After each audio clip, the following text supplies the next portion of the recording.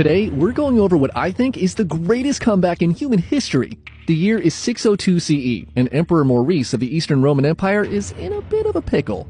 See, a few weeks ago, his army had finally won a massive victory against some Slavic invaders, and after years of brutal fighting, the Roman soldiers were excited to return home to rest and celebrate the win. But Maurice, he had other plans. He thought it would be better, and cheaper, if the army stayed up there in the Balkans over the winter instead of coming home, and the troops did not like that idea one bit.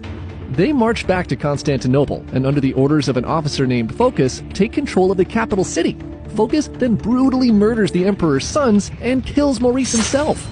With no one of royal lineage left alive, he declares himself the new emperor. Phocas then proceeds to speedrun his way to becoming one of the worst rulers the Romans had ever seen. His people live in fear, and anyone who questions his authority is tortured and executed. Now, Phocas's coup actually went fairly smoothly, as far as coups go, I guess, but he made one major miscalculation. A decade earlier, Maurice had helped the Sassanid Persian king Khosrow II regain his throne after he was overthrown by one of his generals. And through this act, Emperor Maurice and Khosrow had actually become friends. This strange friendship ended the bitter rivalry between the Byzantines and Persians and brought peace and stability to the region for the first time in centuries.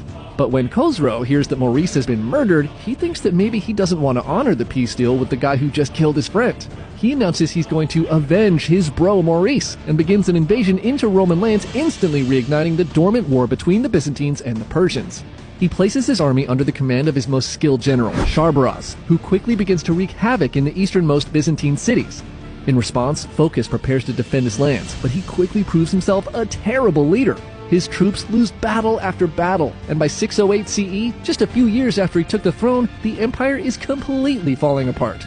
A large chunk of the Balkans to the north had been captured by the Slavs, and Mesopotamia and much of Syria had fallen to Sharbaraz and the Persians. The Romans are on the ropes and on the verge of being completely snuffed out from history. They begin to pray for a miracle, a hero to save them, and this savior comes from the most unexpected of places.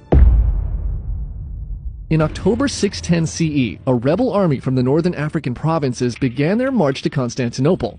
They're led by a man named Heraclius, the son of the governor of Carthage. He'd had enough of watching Phocas f*** up the empire, and he believes he has what it takes to save it.